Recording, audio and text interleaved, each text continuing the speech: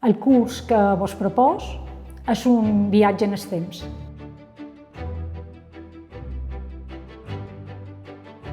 Ens convertirem en copistes mitjavals, de manera que farem un viatge en el segle XIII-XIV. Utilitzarem una lletra històrica, la lletra gòtica, i cada un de vosaltres, en els instruments de l'època, tastarà el que significava escriure en aquell moment. El curs està dirigit especialment per persones curioses amb el món de la cultura escrita, persones que els agradi els papers, les plomilles i les tintes, i en general a tots els amants del signe escrit.